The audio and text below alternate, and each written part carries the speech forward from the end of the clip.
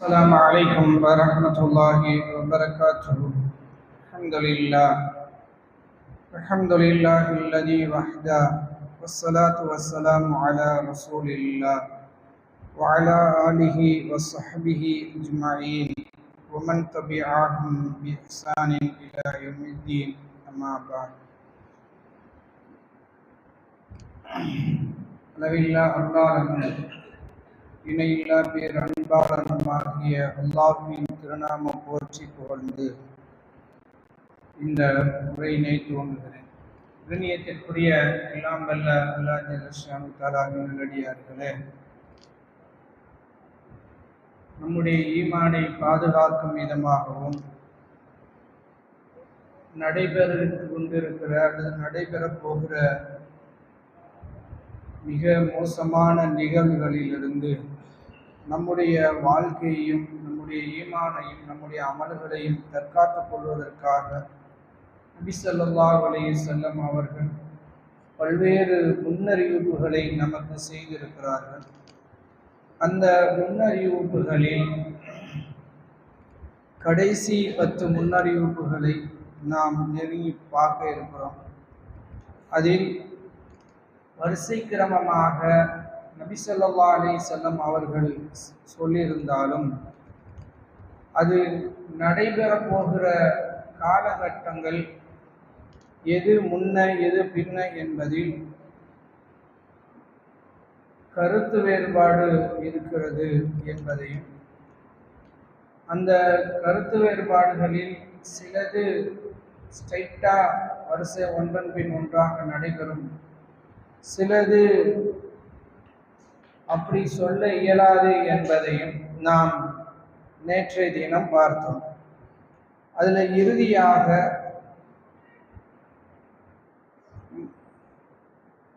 அரபுகள் குறிப்பாக தஜ்ஜால் வருவதற்கு முன்னால் துவக்க புள்ளியாக மஹ்தி இருப்பார் என்பதும், அந்த மஹ்தி 7 ஆண்டுகள் போர் செய்து யுத்தங்கள் செய்வார் என்பதை நாம் பார்த்தோம். அந்த யுத்தம் யாரோடு இருக்கும், அதுதான் இப்ப நமக்கு ரொம்ப முக்கியமான செய்தி. இதை நம்ம தெளிவாக புரிஞ்சுக்கிட்டோம்னா இத நம்பிக்கையில் இருக்கக்கூடிய குழப்பங்களையும் நாம் சரி செய்து கொள்ளலாம். அதுல முதலாவதாக நாஃபிஉ இப்னு உத்பா ரலியல்லாஹு அன்ஹு அவர்கள் அறிவிக்கிறார்கள். முஸ்லிம்ல வரக்கூடிய செய்தி. நபி ஸல்லல்லாஹு அலைஹி வஸல்லம் அவர்களோடு நாங்கள் ஒரு போரில் இருந்தோம். அப்போது மேற்கு திசையிலிருந்து ஒரு கூட்டம் நபி ஸல்லல்லாஹு அலைஹி வஸல்லம் அவரிடத்துல வந்து அவர்கள் கம்பளி ஆடைகளை எல்லாம் அணிந்திருந்தார்கள். ஒரு மலை குன்று அருகே நபி ஸல்லல்லாஹு அலைஹி வஸல்லம் அவர்களை சந்தித்து அவர்கள் உரையாடி கொண்டிருந்தார்கள். அப்போது நான் நினைச்சேன், அவர்கள் அவர்களோடு நபி தனியாக இருக்கிறார், நபியை எதுவும் செய்து விடுவார்களோ என்று பயந்து என்று என் மனதுக்குள்ளே நான் சொல்லிக்கொண்டு, நீ போய் அவர்களுக்கும் நபிக்கும் இடையில உட்காந்துக்க என்று எனக்கு நானே என் மனசு சொல்லுச்சு. நானும் கொஞ்சம் தயங்கினேன். ஆனாலும் அந்த தைரியத்தை வளர்த்து கொண்டு போய் நபி ஸல்லல்லாஹு அலைஹி வஸல்லம் அவர்களுக்கும் அந்த மக்களுக்கும் இடையில் நான் நின்று கொண்டேன். அப்பொழுது நபி ஸல்லல்லாஹு அலைஹி வஸல்லம் அவர்களுடன் ரகசியமாக பேசிக் கொண்டிருந்தார்கள். நிறைய பேசினாங்க. பேசிட்டு கடைசியில நபி ஸல்லல்லாஹு அலைஹி வஸல்லம் அவர்கள் சில விஷயங்களை சொன்னார்கள். அதை நான் அங்கு மனனமிட்டு கொண்டேன். 4 விஷயங்களை. ஒன்று, நபி ஸல்லல்லாஹு அலைஹி வஸல்லம் சொன்னார்கள், தஅஸூன பி ஜஸீரத்தில் அரப், நீங்கள் அரபுகளோடு யுத்தம் செய்வீர்கள். ஃபயஃப்தஹ் அல்லாஹ், அல்லாஹ் அதில் உங்களுக்கு வெற்றி கொடுப்பான். சும்ம பிறகு யஸூன ஃபாரிஸ, நீங்கள் பாரசீகத்தோடு யுத்தம் செய்வீர்கள்,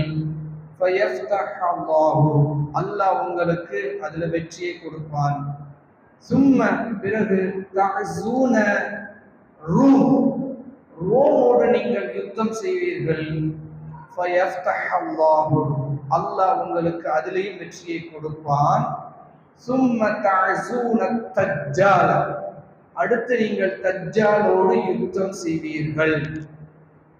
ரசூல் ஸல்லல்லாஹு அலைஹி வஸல்லம் போடுவெல்லாம் பட்ட பகல் உள்ளங்கை நெல்லிக்கனியை போல விலக்கிட்டு போயிட்டாங்க. இதுல 4 யுத்தங்களை ரசூல்லா அடுக்குறாங்க. ஒன்று யாரோட? ஜசீரத்துல் அரபு, ஒட்டுமொத்த அரபுகளோடு ஒரு யுத்தம் நடக்கும். எல்லாத்தையும் ஜெயிப்பாங்க. ஜெயிச்சு முடிச்சா அடுத்து யாரோட தான்? ஈரானோட. பாரசீகம்னா அது எதோ நினைச்சிடக்கூடாது, ஈரானோடு. சரிங்களா? ஈரானோடு ஜெயிச்சு முடிச்சா அடுத்து யாரோடு? ரோமர்களோடு. ரோமோடு யுத்தம் ஜெயிச்சு முடிச்சால் யாரோடு தான்? அடுத்து தஜ்ஜாலோடு தான். இப்ப இந்த ஜசீரத்துல் அரபோட யுத்தம் நடத்த போவது யார்? இவர் மஹதியா அல்லது வேறு தலைவரா என்றால், இமாம் முஸ்லிமுடைய இந்த ஹதீஸுக்கு நிறைய விரிவுரை எழுதின இமாம்கள் எல்லாம் இது நடந்து முடிஞ்சிருச்சுன்னு தான் சொல்றாங்க. இந்த 3 யுத்தங்கள் முடிஞ்சிருச்சுன்றாங்க.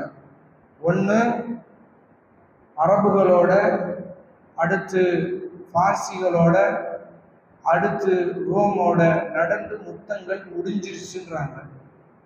ஆனா தஜ்ஜாலோட மட்டும் யுத்தம் நடைபெறலன்றாங்க. ஆனா இந்த ஹதீஸ்லயே நமக்கு ஒரு கின்ஸ், அந்த நாஃபி ரலியல்லாஹு சொல்றாங்க. நாஃபி ரலியல்லாஹு அவர்கள் கூறினார்கள், ஜாபிர் ரலியல்லாஹு தான் அறிவிக்கக்கூடிய செய்தி. ஜாபிரே,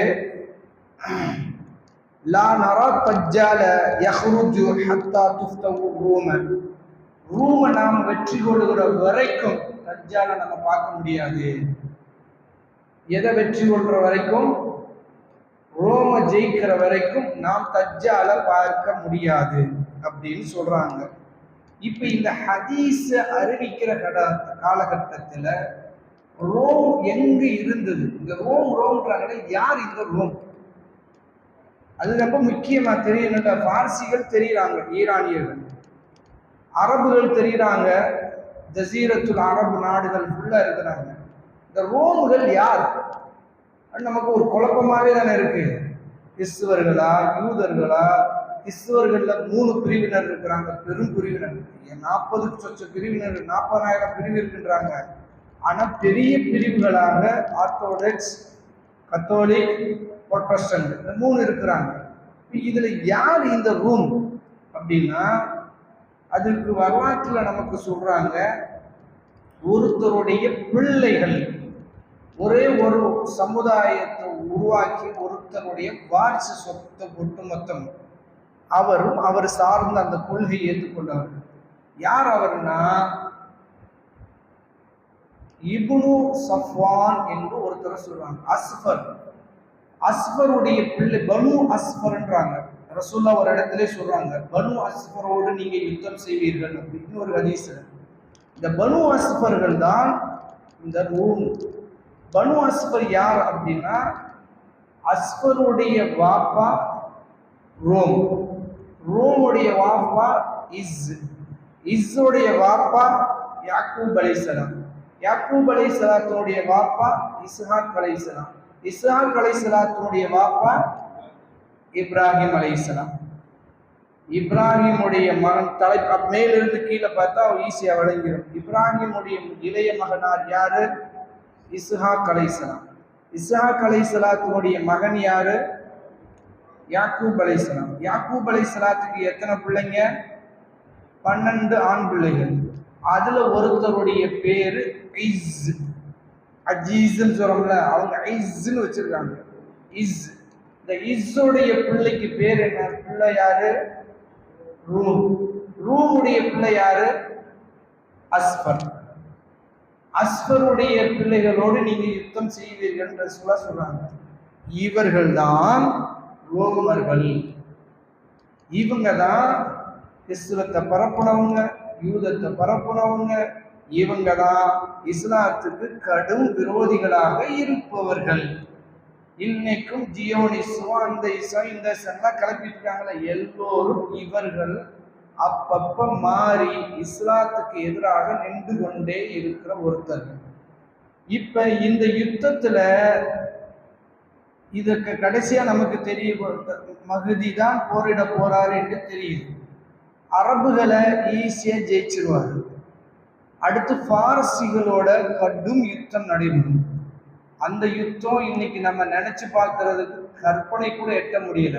ஏனென்றால் அரபுகளுடைய பலவீனம், அரபுகள்கிட்ட இல்லாத ஆயுதங்கள், அரபுகள்கிட்ட இல்லாத போர் தந்திரங்கள், அரபுகள் பழகாத பல்வேறு கால சூழ்நிலைகள் அது இருக்குல்ல, இது எல்லாம் சேர்ந்து ஒட்டுமொத்த பலமாக பார்சி இருக்கிறது. இன்னைக்கு ஈரான் இன்னைக்கு இருந்துகிட்டு இருக்கு, சாதாரணமா இல்லை. அது ரெண்டு பெருசா இருக்கு. இன்னைக்கு இந்த ஈரான் பின்னால யார் நிற்கிறான்லாம் பார்த்தா இன்னைக்கு கொஞ்சம் நமக்கு பிரம்மாண்டத்தின் உச்சம் தெரியுது. ரஷ்யா நிற்குது, சீனா நிற்குது, கூடைய வடகொரியாவும் நிற்குது. பூரா காட்டாங்க. நம்ம பாசையில சொல்லணும்னா இவன் பூரா காட்டு போலணும். எந்த ஈவு இறக்கம்ன்றதை இவங்க மனசுல இல்லாது. அல்லா சொல்றால, கண் பாறைகளை விட உள்ளங்கள் இறுகி போச்சுங்க. அந்த மாதிரி இறுகி போனவங்க ஈவிறக்கம் இல்லாம கொள்ளுவானுங்க. இவனுகளோட போய் அரபுகள் எப்படி யுத்தம் செய்ய போறாங்கன்னா, அதெல்லாம் ஈமான வச்சுதான். ஏற்கனவே நம்ம ஜெயிச்சிருக்கிறோம். இனி வரலாற்றுல சொல்றாங்க, ஈரானை அவ்வளவு சீக்கிரம் யாராலும் ஜெயிக்க இயலாது அப்படின்றாங்க. ஏன் தெரியுமா? பூகோள ரீதியாவே அதுக்கு நிறைய பாதுகாப்பு அடுக்குகள் இருக்கு. பூகோள ரீதியாவே 2000 கிலோமீட்டர் பாலைவனம், அது பெரும் பெரும் மலை தொடர்கள், கடல் பிரதேசம், குறுகிய கடல். கடல்னால அகலமா இருந்துச்சுன்னா அங்கிட்டு நின்று அடிக்கலாம். அது ரொம்ப குறுகியது. குருமூஸ் இன்னைக்கு ஏன் பிரச்சனையா இருக்கு? அதுக்குள்ள அமெரிக்க கப்பல் போச்சுன்னு சிக்கிக்கிறோம், சுற்றி நின்று அடிச்சுக்கிறோம். அது குறுகிய கடல் பகுதி, நீண்ட மலை தொடர்கள், பல்லாயிரக்கணக்கான கிலோமீட்டர் பாலைவனம், குழு அப்படி இருக்கும். இதுல எதுக்குமே பழக்கப்படாதவர்கள் அனுபவம். ஏன்னா ஜெயிப்பாங்கன்ற அல்லாஹ் ஸல்லல்லாஹு அலைஹி வஸல்லம் ஜெயிப்போம். ஏற்கனவே ஜெயிச்சிருக்கு. யாரும் ஜெயிச்சதில்லை. ஒரே ஒருத்தர் தான் வரலாற்றுல ஜெயிச்சிருக்கிறோம்.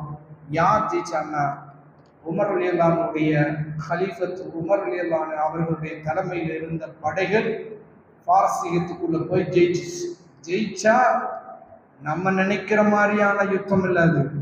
அதை படிச்சு பாருங்க, ஒவ்வொரு நிகழ்வும் கொடூரமாக இருக்கும். அவ்வளவு கடும் ராஜ்யத்தை பெற்று வெற்றி பெற்றார்கள் சஹாபாக்கள். யூதர்கள்லாம் பல தடவை ஈரான்ட்டு அடி வாங்கியே ஓடி இருக்கான். ஈரான் யூதர்கள் இன்ன வரைக்கும் ஏன் ஈரானை கண்டா நடுங்கிறான்னா, போன செமத்தை அடி வாங்கியிருக்கான். ஆனா அவனுங்களையும் ஜெயிச்சிருக்கிறோம். சரி, அடுத்து இந்த யுத்தம் முடிஞ்சு 3வது யுத்தம் ஸ்டார்ட் பண்ண போகிற ரோமுடைய யுத்தத்தை ரசூல்லா வர்ணிக்கிறாங்க. சுப்ஹானல்லாஹ், மிக கொடூரமாக இருக்கும் என்று வர்ணிக்கிறார்கள். எந்த அளவுக்கு ரசூல் ஸல்லல்லாஹு அலைஹி சொல்றாங்கன்னா, அந்த யுத்தத்தினுடைய கடுமை தாங்க இயலாம சில வீரர்களை, 10 பேர் கொண்ட ஒரு குதிரை வீரர்களை, இவர்களுக்கு பின்னால இன்னைக்கு கிளப்பிட்டு இருக்காங்களா தஜ்ஜால் இருக்கிறானோ அப்படின்னு, அதை அன்னைக்கு இருக்கிற அந்த தளபதியும் ஆய்வு செய்வாராம். அனுப்பி அவங்களுக்கு தஜ்ஜால் ஏதாவது இருக்கிறானான்னு ஆய்வு செஞ்சுட்டு வாங்க. ரசூல் ஸல்லல்லாஹு அலைஹி சொல்றாங்க, அப்படி அனுப்புபவர்களுடைய பெயர்கள் எனக்கு தெரியும். அந்த 10 பேருடைய பெயர்கள் எனக்கு தெரியும். அவர்களுடைய வாப்பாவுடைய பெயரும் எனக்கு தெரியும். அவர்கள் என்ன நிற குதிரையில் போவார்கள் என்று எனக்கு தெரியும். அன்றைய நாளில் பூமியில் இருப்பவர்களிலேயே மிக சிறந்தவர்கள் அவர்களாக இருப்பார்கள். ரசூலுல்லாஹ் எப்படி முன்னறிவு செய்யறாங்க பாருங்க. சும்மா தஜ்ஜால் அப்படின்ட்டு போயிடல. தஜ்ஜாலை பத்தி இவங்க ஒரு பிம்பத்தை நம்ம கட்டமைக்கிறாங்க. அந்த ரோமுடைய நடக்க போகிற யுத்தம் மிக மேற்கத்திய யார் ரோம் அப்படியே மொத்தத்தை வச்சுக்கோங்க. அமெரிக்கா, இன்னைக்கு ரஷ்யா, அப்படி இங்கிட்டு லண்டன், இங்கிட்டு பிரான்ஸ், ஜெர்மன், அப்படியே அந்த மேற்கத்தியர்கள் பூரா வரப்போறான். ஏன் வரப்போறான், எதுக்கு வரப்போறான் என்பதெல்லாம் அது அல்லாஹ் ஆளும். ஆனா வருவான், வந்தா கடுமையாக முன்னேறி வருவார்கள்ன்றாங்க ரசூல் ஸல்லல்லாஹு அலைஹி வஸல்லம். கண்ணுல பார்க்கிற மக்களை எல்லாம் கொண்டு குவித்து அவர்கள் முன்னேறி வருவார்கள். அவர்களை தடுத்து நீப்பாற்றுவதற்கு இயலாத அளவுக்கு திணறுவார்கள் முஸ்லிம்கள். அப்படி முன்னேறி வருவாங்க. அப்படி முன்னேறி வந்தாலும் ஒரு கட்டத்தில் ஜெயிக்கவே முடியாது என்று நினைச்சாலும் அல்லாஹ் இந்த முஸ்லிம் படைக்கு உதவி செஞ்சு வெற்றி அளிப்பான், ஜெயிப்போம். இந்த இன்னைக்கு இவங்க சொல்றாங்கல்ல, அமெரிக்காவை ஜெயிக்க முடியாது, ரஷ்யாவை ஜெயிக்க முடியாது, அவன் அணுகுண்டு வச்சிருக்கான், இவன் ஹைட்ரஜன் குண்டு வச்சிருக்கான், அவன் ஏவுகணை வச்சிருக்கான், இவன் ராக்கெட் வச்சிருக்கான், அது வச்சிருக்கான். எதுவுமே இல்லாத நிராயுத பாணிகளாக அரபுகளை அல்லாஹ் வச்சிருக்கான். ஏன் தெரியுமா? அப்படித்தான் அல்லாஹ்வுடைய சுன்னத். கம் மின் ஃபிஅத்தின் கலீலத்தின் கலபத் ஃபிஅத்தன் கஸீரத்தன் பிஇذنில்லாஹ். எத்தனையோ சிறிய படைகள். அன்னைக்கும் முஸ்லிம்கள் ஜாலூத்துடைய வரலாறு குர்ஆன்ல படிங்க. மிக பிரம்மாண்டமான படை. முஸ்லிம்களே ஒரு பிரிவினர் சொன்னார்கள், இவர்களோடு யுத்தம் செய்வதற்கு எங்களுக்கு எந்த தாக்கத்தும் இல்லைன்றார்கள். ஆனால் முஸ்லிம் அல்லாஹ்வை சந்திப்போம் என்று நம்பி இருந்தவர்கள் சொன்னார்கள், எத்தனையோ சிறிய படைகள் பெண்ணம்பெரிய படைகளை ஜெயித்திருக்கிறது அல்லாஹ்வுடைய உதவியால். இந்த உதவிதான் அன்னைக்கு வரும், வந்து ஜெயிப்பாங்க. ஒட்டு அதுல எதுனா கடைசியா குஸ்துன்துனியா நம்ம கையில வரும். இன்னைக்கு அது நம்மகிட்ட இல்லை. நல்லா புரிஞ்சுக்கணும். துருக்கி நாடு முஸ்லிம் நாடு அல்ல. முஸ்லிம்கள் நம்ப வேண்டிய முதலாவது அது முஸ்லிம் நாடு அல்ல. அப்ப அது என்ன நாடு? என்ன நாடு? ஜனநாயக நாடு. அதுக்கு முஸ்லிம் மக்களால் வகுக்கப்பட்ட சட்டங்கள் தான் இருக்கு. இவர் எடுத்துக்கான் போயிட்டா அடுத்து இன்னொருத்தர் இன்னொரு சட்டத்தை மாற்றுவார். இந்தியாவில் மாத்துறாங்கல்ல, அப்படியே அவங்க இஷ்டத்துக்கு மாத்திக்கிடுவாங்க. ஆனா பெரும்பான்மை முஸ்லிம்கள் இருக்கிறார்கள். ஆனா அந்த நாடு மீண்டும் நம்ம கைக்கு வரும். வீட்டை பூரா தவிடுபடி ஆகும் இன்ஷா அல்லாஹ். எல்லாத்தையும் அல்லாஹ் நொறுக்கி நொறுக்குவான். இவங்களை வச்சு இல்ல, அல்லாஹ் வருவான். அல்லாஹ் நொறுக்கி எடுத்து இந்த படைகளை ஜெயிச்சு குஸ்துன்துனியாவை வெற்றி பெற. ஆனா குஸ்துன்துனியாவை நீங்க திருப்பி போய் படிங்க, அது எப்படி துருக்கிய முஸ்லிம்கள் கைப்பற்றுறாங்கன்னு. அதை விட்டுட்டு இப்போ வரப்போகிறத படிக்கிறது மட்டும் இல்லை, ஏற்கனவே நடந்திருக்கு. அப்துல்லா இப்னு ரவாஹா ரலியல்லாஹு அன்ஹு அவர்கள் அங்கு போய் யுத்தம் செய்திருக்கிறார்கள். யசீதுன்னு சொல்றாங்கல்ல, யாரு? மாவியா ரலியல்லாஹு அன்ஹுடைய மகன் யசீது. அவருடைய பெரிய பாப்பா யசீது ஒருத்தர் இருந்தார். தன்னுடைய சகோதரன் பேரை தான் அவங்க வச்சாரு. இந்த யசீத் ரலியல்லாஹு அன்ஹு அவர்கள் தலைமையில போச்சு அங்க ஒரு படை. ஜெயிக்கவே முடியாதுன்னு நினைச்சாங்க. அதுல அப்துல்லா இப்னு ரவாஹா ரலியல்லாஹு அன்ஹு கொல்லப்பட்டாங்க. அவர் வசியத்தை செஞ்சுட்டு போனாரு, என் உடலை அங்குதான் புதைக்கணும். எங்க? இஸ்தன்புல்ல தான். இஸ்தன்புல்லுடைய பழைய பேர் குஸ்துன்துனியா. கொஞ்சம் வாயில நுழையாது அரபு பேரு. ஆனா அதுக்கு இஸ்தான்புல்னு இன்னைக்கு பேர் வச்சுட்டாங்க. இந்த இஸ்தான்புல்ல தான் அவர் சொன்னாரு, அங்க கொண்டு போய் தான் என்னைய நீங்க அடக்கம் பண்ணணும். அது எதற்குனால் அடையாளத்துக்கு. நாம ஜெயிக்க போகிறோம். ரசூலா சொல்லியிருக்காங்க, குஸ்துன்துனியாவை நம்ம ஜெயிப்போம் ரசூலா சொல்லியிருக்காங்க. அந்த ரசூலாவுடைய வாக்கு உண்மையாகுவது என்பதை நான் கண்டுதான் மௌத்தாக நினைச்சேன். ஆனால் அல்லாஹ் சீக்கிரமே என்னை கூப்பிட்டுருவான் போல. ஆனால் ரசூல்லாவை நான் நம்புகிறேன், அதை போய் நீங்க அங்க புதைங்க என்னைய அப்படின்னு தன்னந்தனியா போனாரு. தோல்ல தூக்கி போட்டு. யாரு?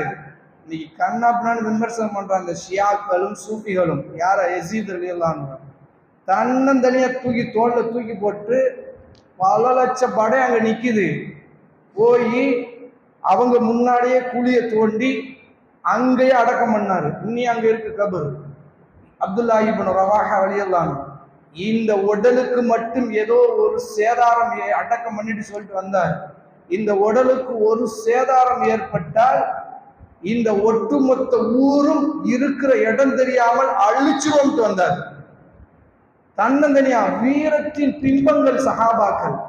ஏன் கண்ணா பின்னான்னு பேசலாங்க, என்னமோ உட்காந்து தொடர்நடிக்கு போடுவார். ஒரு பயான ஒழுங்கா பேசுனா ஐயோ பிடிச்சிட்டு போயிடுவானா பயந்துட்டு இருக்கணும். யாரை விமர்சனம் பண்றான்? யஸீத் ரலியல்லாஹு அன்ஹு போட்டு சஹாபாக்கள் எல்லாம் மாவியார் ரலியல்லாஹுடைய சகோதரர் அடக்கம் பண்ணிட்டு வந்தாரு. அதே போல ஜெயிச்சாங்க. ஜெயிச்சு 1919 வரைக்கும் அது இஸ்லாமிய நாடா தான் இருந்துச்சு. 1919 ரசூலா முன்னறிவு செஞ்சிருக்காங்கல்ல, தஜ்ஜால் வருகிற போது அது நம்ம இடத்துல இருக்காது, நம்ம ஜெயிக்கணும். அதனால மீண்டும் அது போயிடுச்சு, மீண்டும் வரும். அப்படி வந்துச்சுன்னா ஒரு பெரிய உயிர் சேதத்தை கொடுத்து நம்ம மீட்டுவோம். அப்படி மீட்டினால் அப்படி மீட்டி கொண்டிருக்கிற அந்த நேரத்துல தான் ஒரு சப்தம் வருமாம், தஜ்ஜால் வந்துட்டான் அப்படின்னு. அப்ப அங்க இருக்கக்கூடிய ஷாம் வீரர்கள், சிறிய வீரர்கள் பதறி அடிச்சு போய் ஓடி வருவாங்களாம் வீட்டுக்கு. தஜ்ஜால் வந்துட்டானோ என்னமோன்னு. வந்தா பொய்யா இருக்கு, தஜ்ஜால் வந்திருக்க மாட்டான். மீண்டும் அந்த படை போய் அந்த நகரங்களை எல்லாம் கைப்பற்றி ஒட்டுமொத்தமும் முஸ்லிம்களாக அந்த நேரத்தில் பரவி கொண்டிருக்கிற நேரத்துல தான் தஜ்ஜால் வருவான். உண்மையா? இவன் ஏன் வெளியில வர்றான்? எல்லா நபி காலத்திலையும் மறைஞ்சிருக்கிற பையன், ரசூல்லா சொல்லி 400 வருஷமா மறைஞ்சிருக்கிற பையன், இவன் ஏன் வெளியே வரணும்? வருவதற்கு நமக்கு என்ன பாடம் அப்படி என்பதை ரசூல் ஸல்லல்லாஹு அலைஹி வஸல்லம் சொல்லுகிறார்கள். அதை இன்ஷா அல்லாஹ் நாளை தினம் தொடர்ந்து படிப்போம். அல்லாஹ் அதற்குரிய தௌஃபீக் நம் அனைவருக்கும் தருவானாக. சுப்ஹானக்கல்லாஹு